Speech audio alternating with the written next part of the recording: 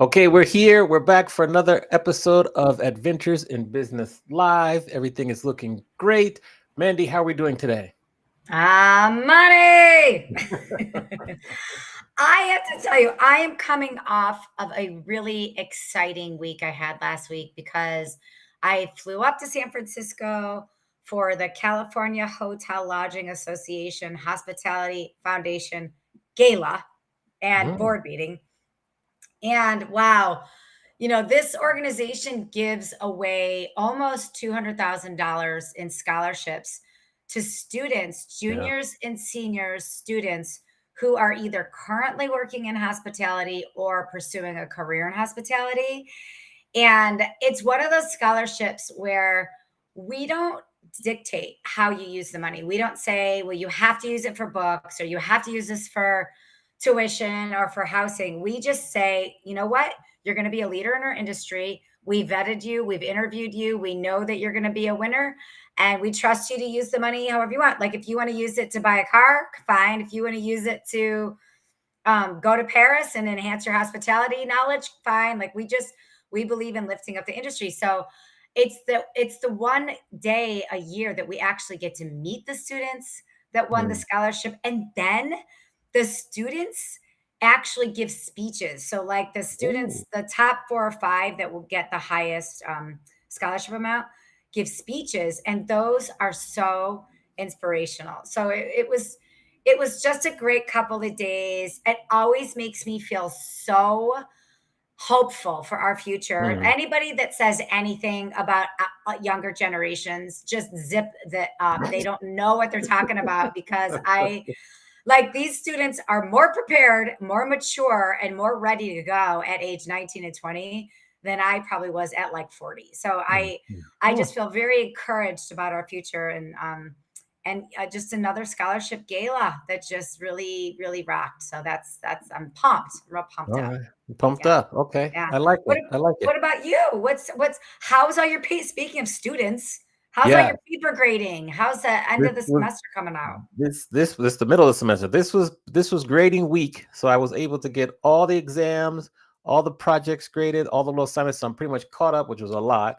So that's good. So now we can head into the back half because now we're week 10 out of 16 or 17. So we're in the back half now. So caught up, ready to go. Got myself lost in a good book this weekend. Daisy Ooh. Jones and the Six by Taylor Jenkins Reid. Great Oh, book. So okay. because and funny because I was moderating a panel discussion, and she was in the next panel over, and her line was around the street, down the street, and around the corner last week at the Las Vegas Book Festival. So that just I got into her book, so that was my weekend. Wow. What kind of book is it? What's it about? It's like a book about a band, and it's written in the perspective of someone is interviewing the band as they go through their career. It's very original, very unique how she did it. and there are a couple little revelations towards the end. I just love her writing style. She does really well. That's exciting. She's like a dream interview guest. I would love to interview her. Let's get her. Let's put her on the vision board. I've been trying for 6 or 7 years, so we'll see. Oh, well, keep trying. We're going to get her. We're going to get her. Okay. So that's a good segue because we have a great guest that's coming up with us this week. And, you know, a lot of our guests in the past and a lot of people who watch us are either meeting and event planners or they're speakers. And so we're always trying to figure out like what's going on in the speaking industry and how can we get more opportunities. So I had the chance to meet Danielle through Hillary Billings. And Hillary introduced us at WEC towards the end. We were able to catch up. And then Danielle actually saw the end of my talk that you were at IMAX. And so now we're here. We're going to bring her to the stage. We get to talk to her. Got some fun questions. So we want to welcome to the stage. We're going to welcome to the stage. Let me get my little things correctly here. Danielle Sweeney's with us. There she is there. A round of applause. We got that going on here. Yeah. I'm working on my wave. There you go. Jazz hands. Hi, Danielle. Yeah. It's nice to see you. Hi. Thank you for having me. So we're excited to have you. We got lots of questions for you. But first, right now you're coming to us from Toronto, correct? From Toronto, yes. Okay. So you're in Toronto, but you've lived in Australia, the Netherlands. Where else have you lived? I have lived for brief stints. I have also lived in Ireland, Italy, Montreal, and I think that's about it. But I did have a period there where I was like in a different place every few years. I didn't know which end was up for a little while. Okay. But I'm happy to be back in my hometown of Toronto, even though winter's coming. Toronto. Yeah. Now, if you were going to pick any city in the world that best shows your personality, what city comes to mind? That is such a good question. Okay, I'm going to take one from the ones that I've lived in. And I have to say that I think I became a little bit Dutch when I was living in Amsterdam. Oh. And the reason for that is there's this beautiful candor to the Dutch people where there's no malice. They're the most helpful, kind people, but they have very little filter. And as I learned, I think I was born that way a little bit, where my filter is not always on. So when someone asks me for an honest opinion, I often give it. And again, I don't mean any malice, but sometimes I need to go, whoops, sweetie, keep it, tidy it back up. I also love riding my bike everywhere. Okay, yeah. Since you mentioned living in Europe, I'm curious if you've been successful bringing the term fig jam to North America.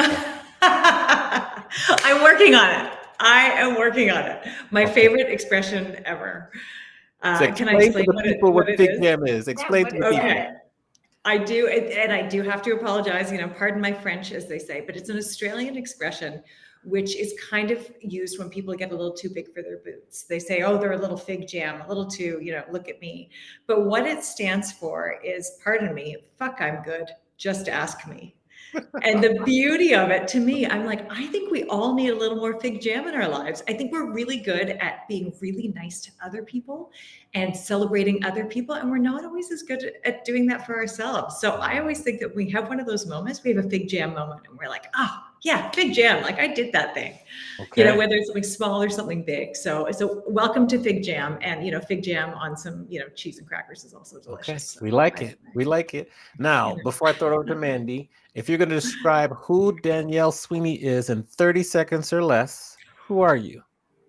Oh, geez, that is a really tough one. I am a creative person who loves parameters. I like things that are a little bit left of center. I have a deeply inappropriate sense of humor, and I am always moving. Well gone. Mandy, over to you. Okay, you just said so many things in 1 minute that I'm like clocking as awesome. First of all, I love to ride bikes everywhere. I also have a filter issue. And this is like twin sisters here.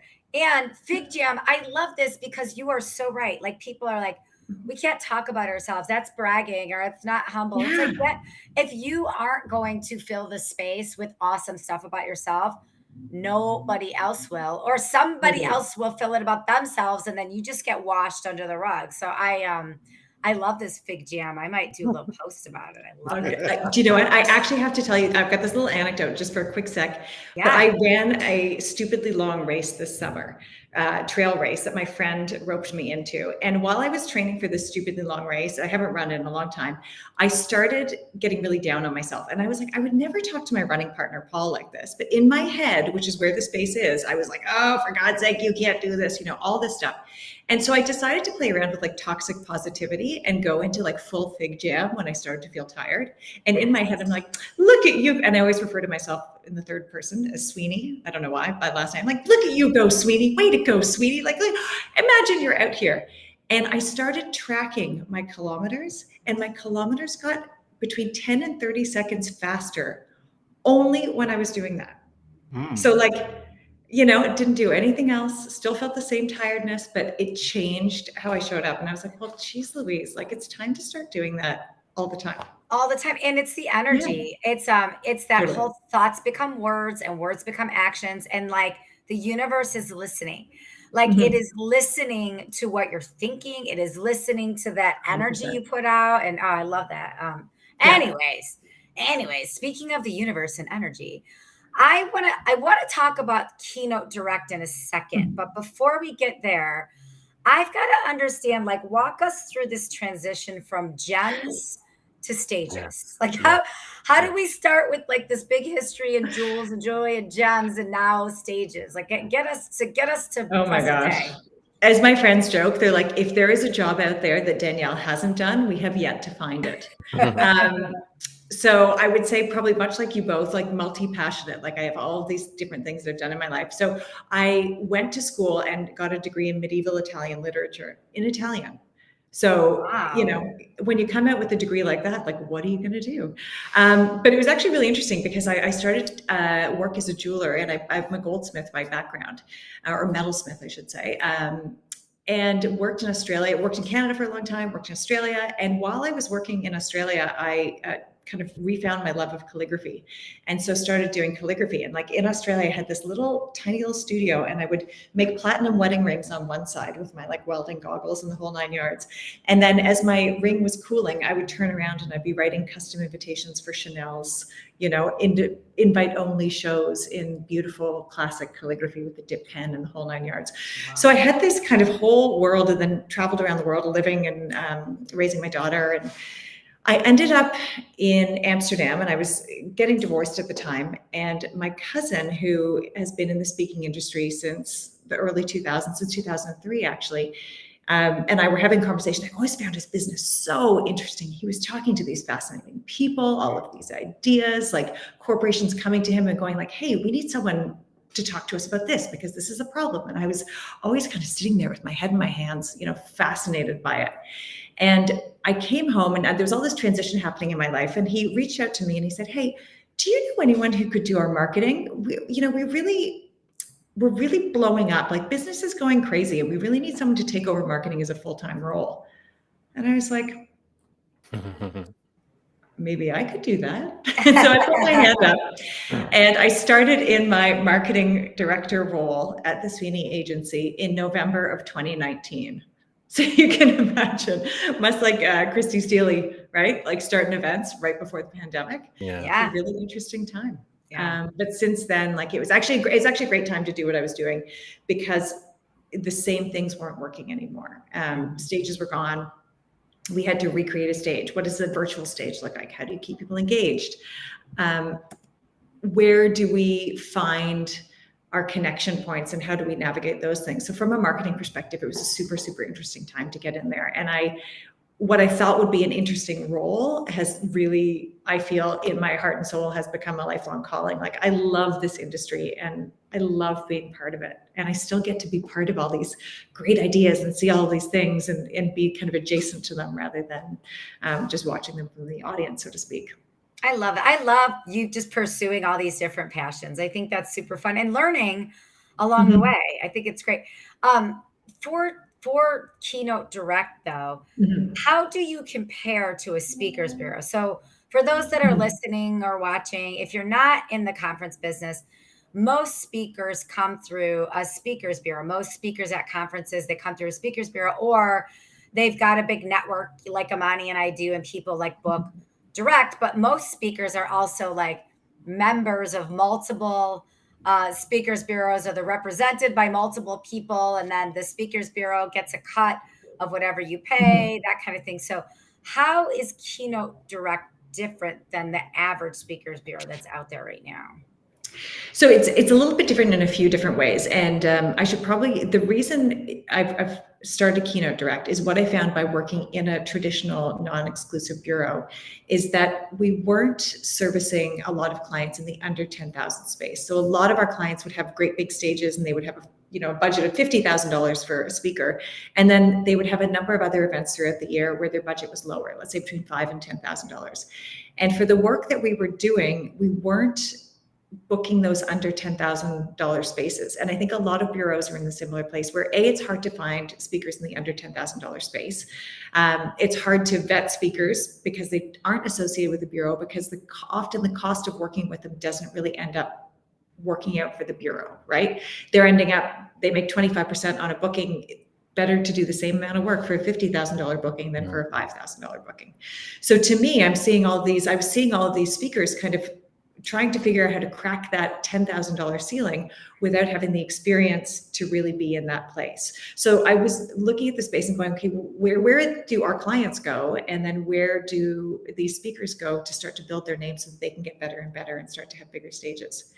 So from that, Keynote Direct has kind of come out. I mean, I like to say it's like an Airbnb for keynote speakers. So keynote speakers join with a membership fee, and they can post, they're all vetted, so you can't just kind of come on board, vetted by industry professionals, and like myself, and I have a few others who I work with, kind of they're on the quiet, but they've been in the biz for years and years. And we vet these speakers, make sure they are professional speakers, and then they come on the platform, and then we do the marketing for them. So we are the ones who put down the money for the SEO. We use our connections, we use all of our affiliations, and then clients can come on there and look for a leadership speaker in the $5,000 to $8,000 space who is going to be in this location and is available, and they can do all of that online without having to go back and forth. So that's the traditional bureau space where you'd contact a representative, you'd contact the bureau, they'd say, yes, Amani's available, and then you go back and you go, what is this fee? And they say, this is his fee, and you kind of have this whole back and forth. This is really just one-stop shopping. So it makes it really, really simple for the meeting and event planners. And it hopefully also makes it really transparent for the speakers as well, so they can see what's coming in, and they can also perfect their pitch. Like you guys are, salespeople, you get this, like understanding who's coming to you and what they understand about the work that you're doing is really key, because sometimes we think our message is crystal clear and it's actually clear as mud, and people don't really understand what we're doing. So we have to refine those messages. So the goal is to really, I'll use a great Canadian expression. I know you guys have minor leagues, but here we call it the farm team. So we're kind of the farm team for the big leagues of speaking. So people can get the reps in, they can really refine their message, and then they can hit the ground running at, $10,000 and up, and go start working with bureaus and start working with, managers or exclusive bureaus, things like that. Awesome. Great explanation. Yeah. What is it like the demand going to be for this kind of range between like 10,000 and less? And how do you manage the demand? And what's your anticipation in terms of how frequently you're going to be like placing speakers and booking speakers? What's your kind of forecast?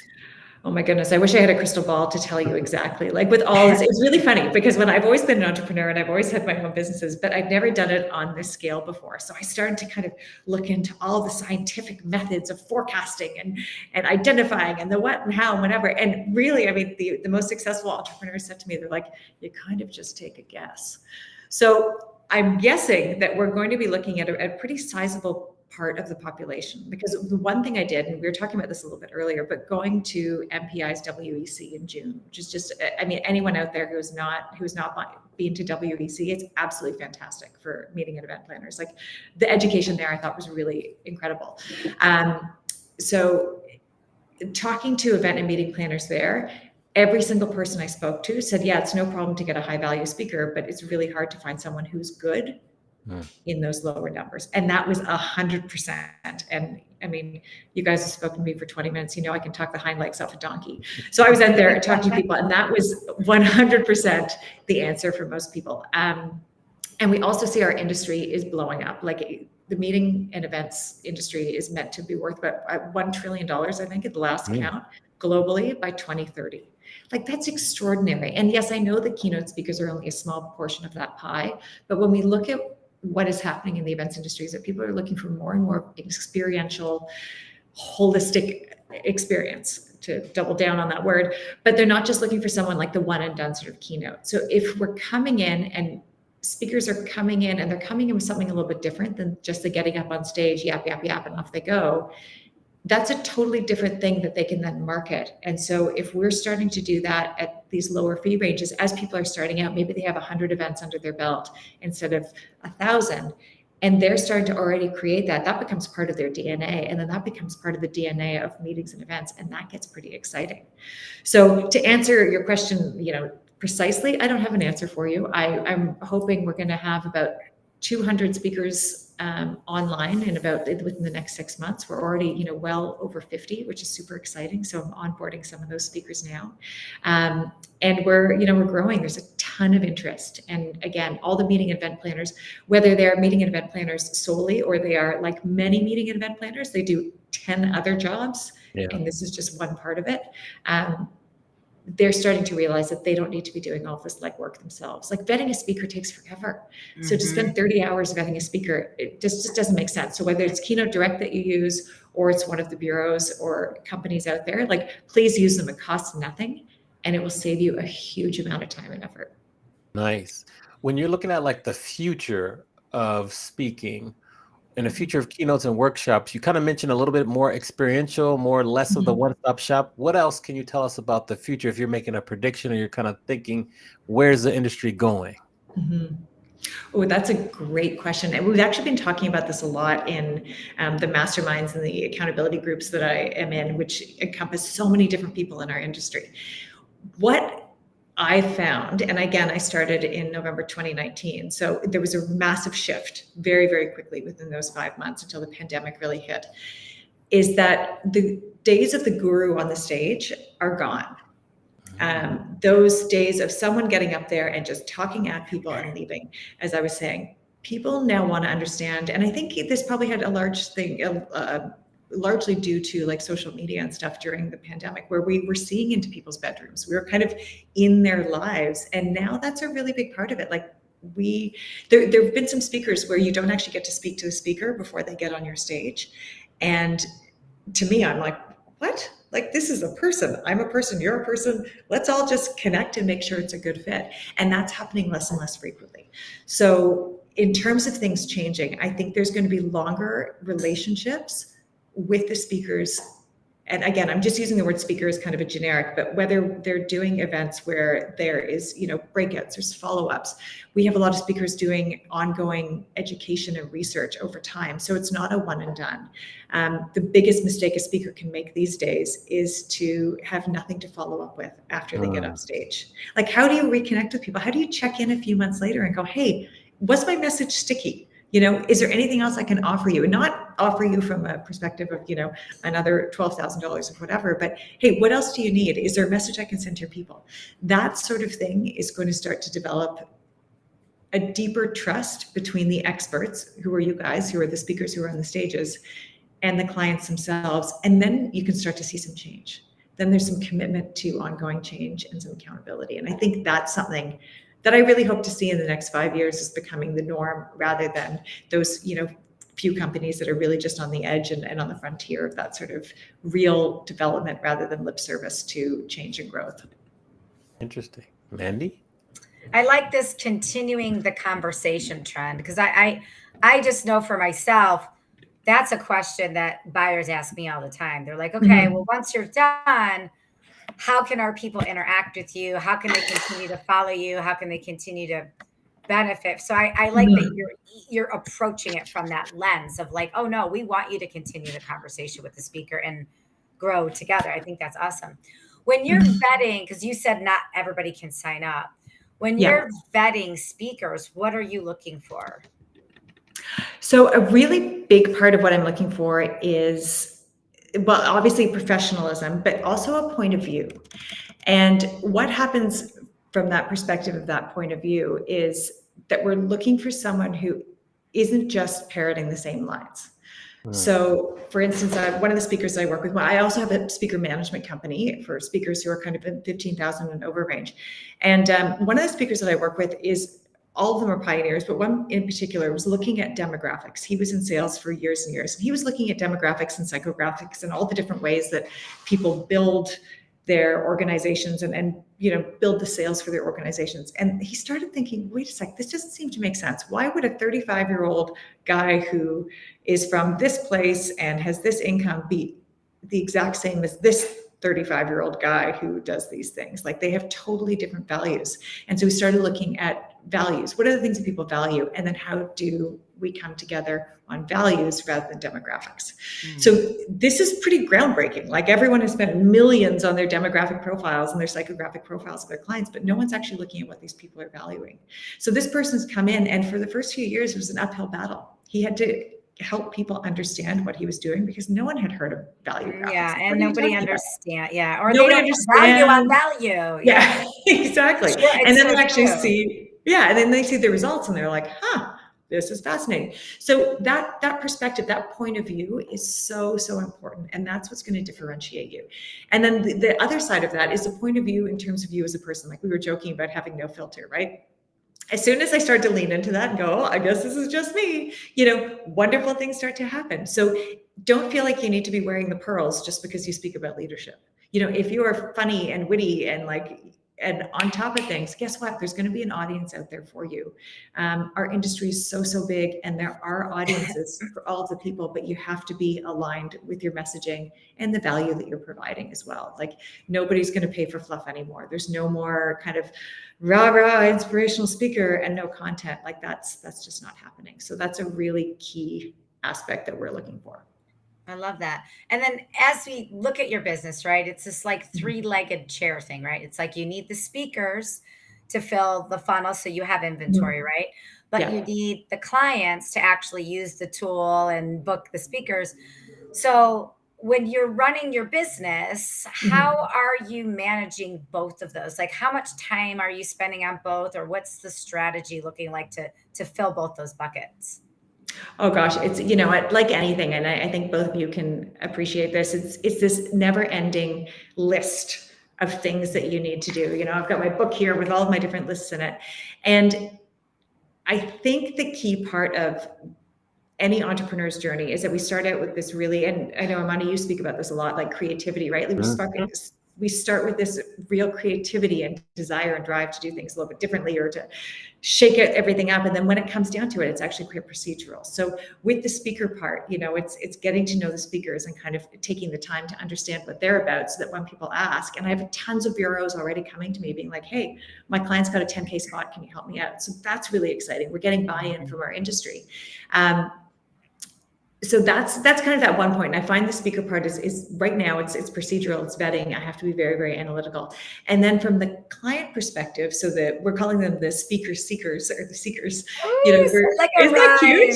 Yeah, my COO came up with that. And I was like, oh, the speaker. I like it. I love it. So when we're looking from that perspective, it is a very creative role. Like, what is it that's going to help people go, oh, that's what I need right now? I'm not going to do this myself. I can trust these people. Then how do you help get people to trust you? And that, comes across, and that has to come across in all of your copy and all of your messaging and your graphics and your colors and your branding, like so many different aspects there. So it really is like anything. It's a massive juggle. And then it's managing my full-time speakers as well. So it's, it's doing all the things all the time. And I think I'm realizing that's kind of how I was built to do all the things. My partner was joking with me, and she's like, you just like to burn everything down a few years and just like throw everything in there again and go, oh, what happens? But actually there's one other thing exactly. That's it, the cauldron.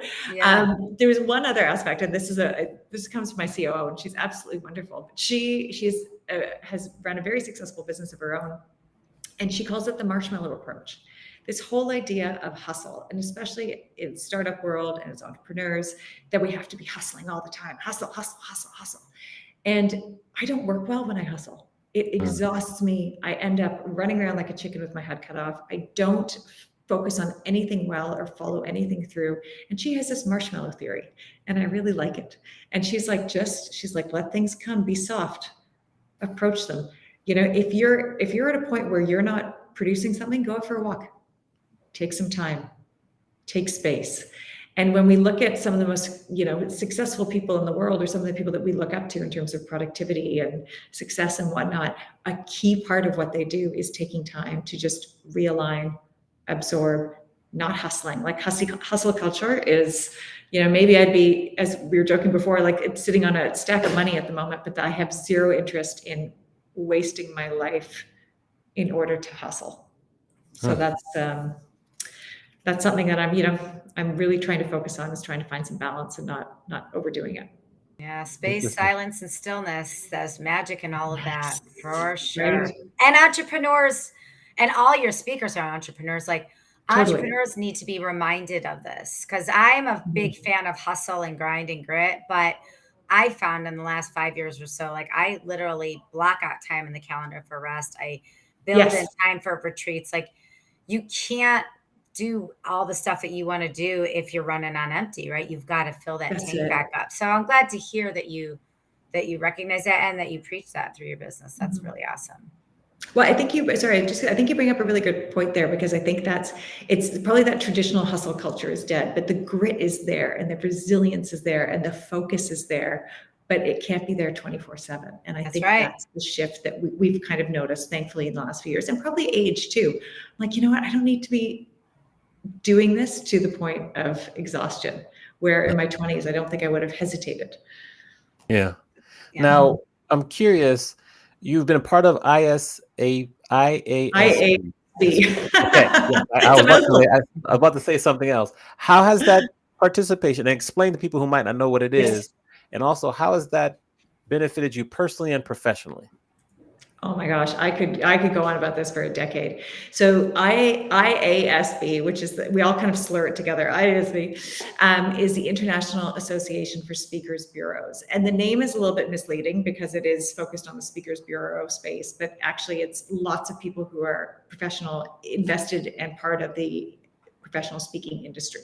So not speakers, it's for everyone except speakers. You guys have NSA, which we all kind of come and participate in and get to pretend that we're there and speakers.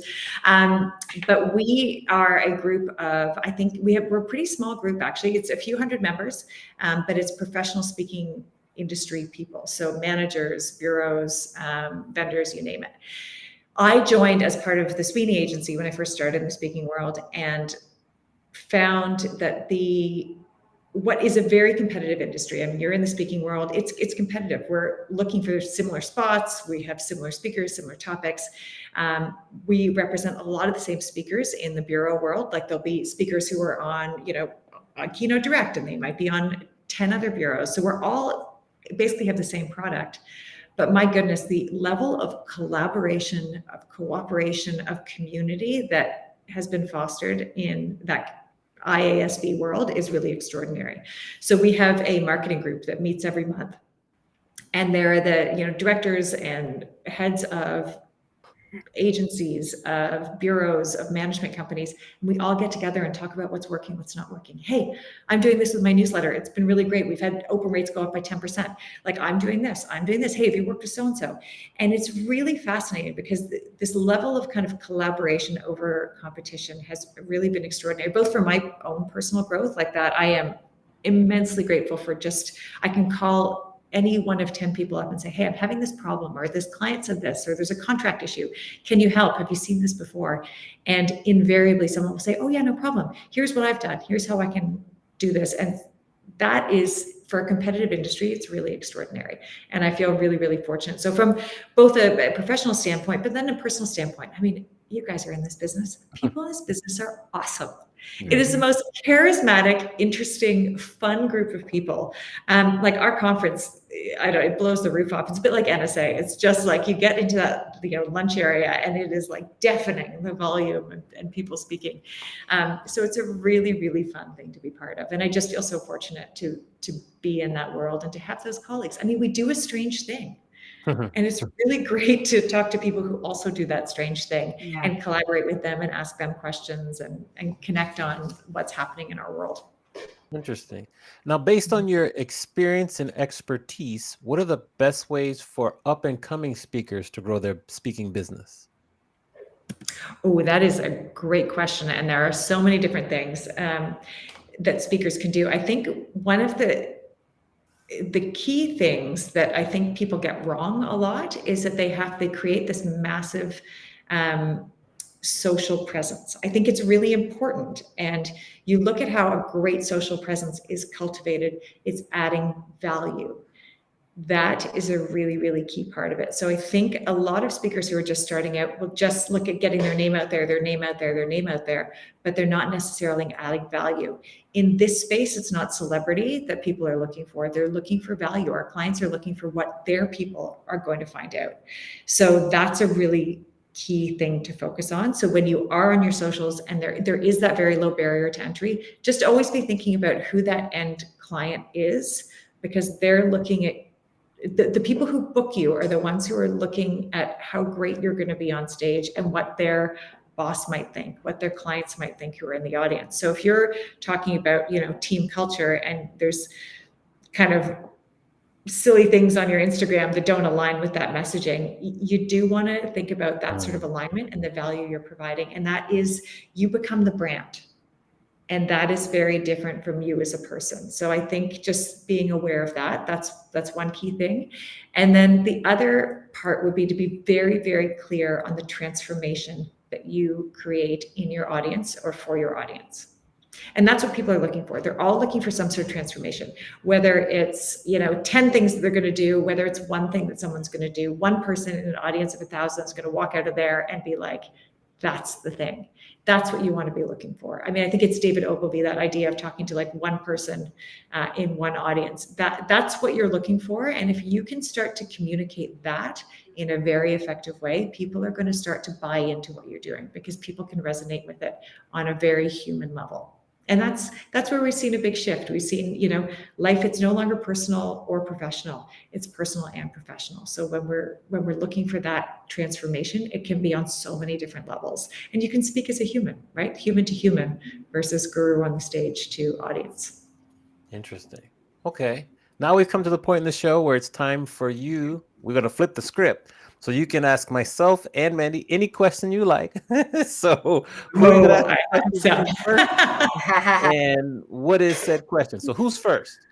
Okay, well, Amani, first I want to ask you about that orange suit, which I loved. Oh. Yeah. Yes. Okay. Because it seems, I silly love the suit. Thank you. And I hope you have more of them. Yeah. And it's a bold move. So I wonder how much of your personal branding and personality, because you are a multi-passionate entrepreneur, how much of that do you bring into what you do? And are there various levels of it in terms of the different things that you do? Okay, so the orange suit, thank you. Orange is my favorite color, and I try to wear something that will be memorable. Plus, the cover of my book is also quite orange too, one of my books. Yeah. So that's good. So it kind of translates through. I try to bring through a lot of my personality and what I speak. Like I bring the music to the stage. So I love music, I love my slow jams. And I try to bring music to the stage to help me share my message. Either it's unlocking creativity, doing that sort of thing, or being innovative. So I bring a lot of my own personality through the stories I tell and the music I play on stage to what I do. I teach music business. I learn from my students. So it's like music's a big part of me, and that's a big part of what I teach and what I share on stage too. And so with that in mind, because you talk about creativity and so much of who you're speaking to, what they end up doing is it's hard to find the creativity in our day-to-day. Like what, if you were going to give me a tip being in the stage where I've gone from super creative, top of the funnel to almost procedural, how do you help people unlock that shift? I would say, let's go back to when you were a kid and look at your bedroom. What did you have in your bedroom when you were a child, and see if you can maybe bring some of that into your office or to your current, home or whatever. Because many times we were probably our most creative selves when we were a kid, youth. Mm-hmm. We were also not afraid of taking risks. So whether it's a poster, whether it's a song, whether it's a saying, a book, what can you bring with you that was with you during the time when you were most creative? And then how can we add to that and continue to duplicate that moving forward? I like that. I'm going to think about that. I don't know what it is. What is it for you? Ooh, for me, I have a couple pictures. I have a picture of a basketball player. I grew up loving sports. I still love sports. I have a couple magazine covers of like sports, some of my sports heroes that I still keep around. Those are probably the top two things. And then maybe deep in the closet, you'll find an old hoodie or something of when I was like, a kid or something. So those would be There's always that back corner. Yes, deep into the closet. We don't like to look there frequently. So yes.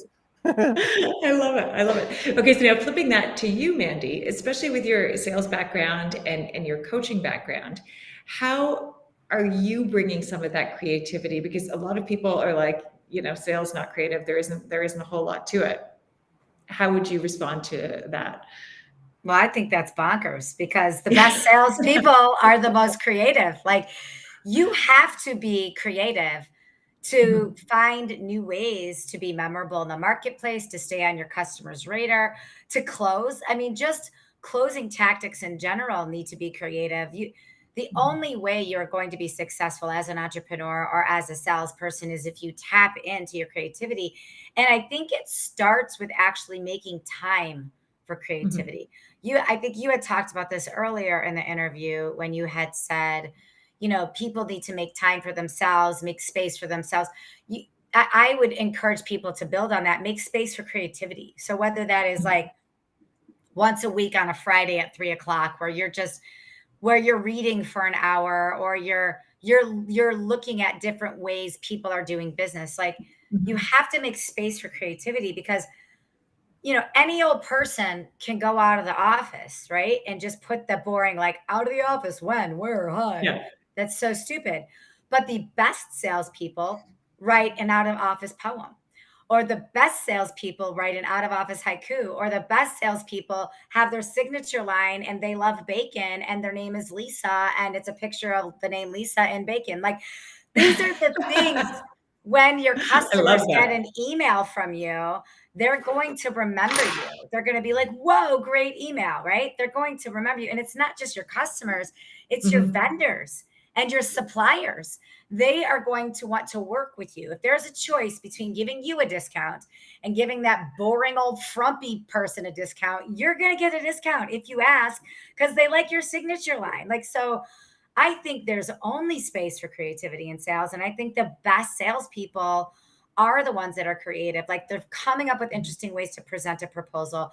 I think of my friend Brian Aroni, who also works for HPN. Like, he always wears a bow tie when he's on the trade show floor. He's got a signature pose that he does. Like, these are visuals that when you take a picture with him at a trade show, people are like, I want to work with that guy. Like, you can think about how you visually present yourself, how you're communicating, how the words that you're using. There's so many ways to be creative. And I think the best salespeople are creative people. I love that. I think that you're right. Just that little tweak of personality brings everything in. It almost brings everything into sharp focus, and people can they either resonate with it or they go, oh, okay. But the people who resonate with it then become fans, don't they? That seems to be the big shift. Even the people that don't like it become fans, because here's what I have found.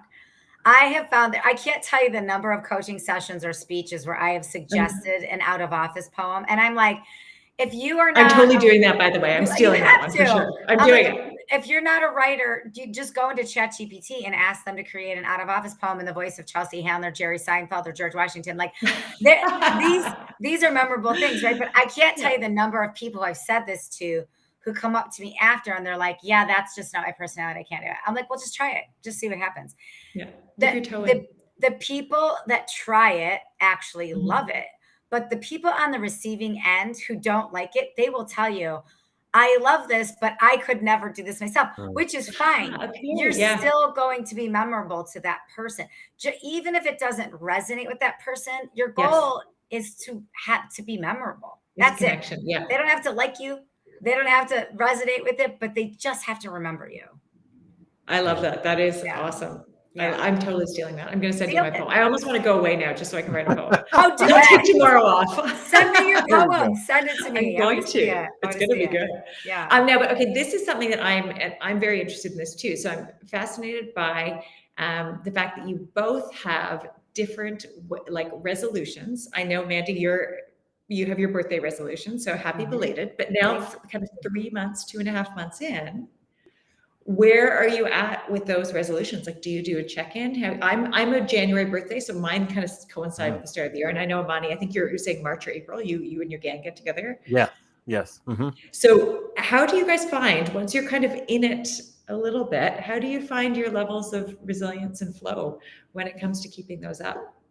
I mean, I check mine once. I have a little Google Doc and I check mine once a month. And I actually have a health coach that keeps me accountable. Oh, great. And so we meet once a month or once every 6 weeks. And she's got my list. Like, I'm looking up at my list right now. She's got my list and she's texting me throughout, the time frame, checking in. That's part of our agreement. And Awesome. and I tell people what the goals are, because I want people to check in on me. I want people to hold me accountable too. And I tell people to tell me your goals and I'll check in. And it's not a shame thing. It's just a reminder kind of thing. But yeah, and a cheering section, right? I guess when you hit those goals, yeah. And a support. Yeah. I mean, I just think you got to make it visual. You've got to tell people about it. You've got to hire a coach if you need some help. Like, I mean, I just think it's a full court press on everything. That's interesting. I think it's funny you mentioned me, because we just went on a trip to Colombia together, my group. So we actually reviewed them at lunchtime there one time, and we're doing very well. This is probably the best we've done in a while, many years. So we review it. I have some listed up here, like the ins and outs for the year and things like that. So yeah, that's kind of just how Manny said, just reminders. Like, Manny knows my goals. She knows most of my goals. And so she'll ask me periodically. We have episodes, we talk about it. So it's good to have a cheering section and to kind of check in and see how we're doing. And I think this year we're going to be plenty impressed once we get to the review in January. I agree. And also one more thing on that. And I'm curious, Danielle, I might give an answer that flip a question back on you is I think it's something I learned about this health journey that I'm on is like, these micro goals are way more important than the max goals. Because I think sometimes we tend to make like, I want to write a book. Okay, awesome. There's about 20 micro goals you should take in the next 2 years to actually write the book, right? Totally. And I think, and we don't celebrate those micro goals. So like a micro goal for writing a book can be like, I'm going to wake up once a week and I'm going to write for 30 minutes. Okay. So after 2 months of doing that, celebrate and put a prize down for yourself. Like, I'm going to buy myself an ice cream cone for that. Like go through the micro goals and the prize, and then the macro goals and the prize. Like, I think the little things get you to the big things. So I kind of want to flip this on you, because I know you're interacting with your speakers all the time. Like, how are you talking about goal setting with them, and how are you helping them realize their goals? What do those goal conversations look like? So much similar to what you guys are talking about, where we often will have, let's say for a particular speaker, we'll have a goal for a certain amount of events per year. And these are the speakers that I manage. So I'm very much in their business and we're part of it. And so we look at where, we check in with how are we tracking? Where are we getting holds from? We do all of that analysis. And then it comes down to kind of having a little bit of time to play. So for those micro goals, let's work on some repositioning or some rebranding. What does that feel like? What if we do this? And really opening the door to that creativity and that opportunity to kind of tweak things, and then testing. That's the other thing. And all of this stuff, when I used to hear people talking about this stuff, I'm like, oh, how boring. Why can't you just do it? But this idea that you can put something into play for a few months and see what happens. Not be tied to the outcome, but go, okay, well, if we want to hit 60 events next year, what does that look like? Like, how do we get there? And is our messaging in this point, is that right on? And if not, let's play around with it. Let's see what the feedback comes back from. And again, with this industry that we're part of, we're testing some new taglines for one of my speakers. And it's actually really interesting, because some people are like, yep, love it. Others are like, no, I can't sell that. Like, I can't be part of that. So this kind of back and forth. So I would say that micro goals, I think it was Ken Rusk when he was talking about the shovelfuls. Yes. I love that episode. You did your research. You're citing specific episodes. I told you. I was like the secret. I was like, oh my God, these are these guys. This is amazing. I listened to this so long ago. Like, I think it was back, it was in April or something? March, April? Episode? Yeah. And I remember thinking about it, because I had this like tangible, where I was actually like cleaning out my garage while I listened. And I was like, oh, like the shovelful analogy is so clever, because the whole doesn't happen all at once. It's just that little bit at a time. And so if we can do that with anyone that we work with, and we can just do a little bit at a time, it doesn't seem quite so terrifying. But again, to Mandy, to your point, it allows us to celebrate those smaller goals. And then we get to October of a year and we're like, oh, wow, like we're at 48 events. Like, how awesome is that? You know, we're almost at our goal. And like, what else can we do? But none of it is perfect. None of it is finite. None of it is irreversible. And I think that's part of it too. We can really iterate and we can continue to evolve. And I think being able to be open to that evolution and growth is such a key part of goals. And that's probably something I've learned, you know, in the last 5 to 10 years, is that goals don't have to stay the same all the time. The evolution of who we are and where we're at when we make them then allows us to really have the creativity to play in that space and see what comes next. You know, the yellow brick road example, right? Like you put it out there and you're like, let's see. And then things start to appear. And I think that's really beautiful. I like the experiment. I think you do have to experiment and just know that like you're just trying it out. Like it might not work, but it also might be amazing. Like you just got to experiment, try it out. Yeah, it's great. Yeah. So I have 2 kind of final questions for you. The first one would be like, let's ask a question for the more experienced speakers. What can more experienced speakers do to stay relevant? Check out what's going on in the world. Keep looking at what's happening out there and keep checking in with yourself to make sure that what you're speaking about is still landing. And it's really clear from the stage, from your perspective, when you're out there speaking and you're looking at the audience and they're doing one of these, or worse yet, they're down on their phones. Time to like tweak what you're doing. One of my fellow speaker managers, who is just an absolute mentor to me, Meta Nelson, she has this brilliant analogy of the speaker athlete versus the speaker politician. And I trot it out all the time, but I think it's so important. The speaker politician gets out there, they get up on their soapbox and they say the same thing over and over again, right? And they don't want to hear anything else. They get on the stage, they get off the stage and they go. The speaker athlete's first question to whoever they're working with is, what could I have done better? Is there something that I missed? What else can I do? How can they want to hear? They almost want to hear the bad stuff first, because they're like, there's stuff for me to learn here, and how can I keep evolving? So be a speaker athlete, continue to improve, and know that improvement is like, nothing is ever perfect. So what is the next iteration of what you're doing, and how do you start to get those? You know, when you're on stage and you nail it, anyone does, and you get that swell and you feel the energy in the room, and there's this reciprocity of that going back and forth, and it's a really beautiful thing. You're in that flow state. And if you're not finding that flow state as frequently, then maybe you're bored with your topic. Maybe it's time to tweak what you're talking about. But for the love of all things, do not change your topic to match what's happening in the world. But if you talk about change, and AI is the biggest topic, don't start talking about AI, but what is the part of change that's actually, what are people feeling in this moment? You know, how are you connecting to them? People are scared of AI. People are scared of change. So the change part is the navigation part, not the AI part. Good. For example. Yeah, that's a good example. Not to poo-poo AI speakers, but understood. We get where you're going. We get where you're going. Okay, so if we go back and we're sitting down with Danielle right as she's finishing college and giving her advice based on everything you've learned so far in life, what advice would you give your younger self?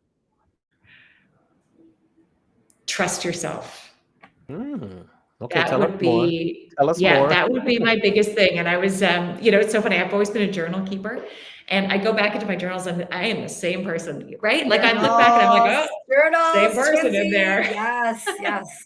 We've got so much more to talk about. I know. But it's so funny to look at that and to think about all these times that I would have the great idea, and I'd go and I'd get to that point, and my fear for what might happen, or the fear of judgment, or the fear of what are people going to think, would stop me before I went to the next thing.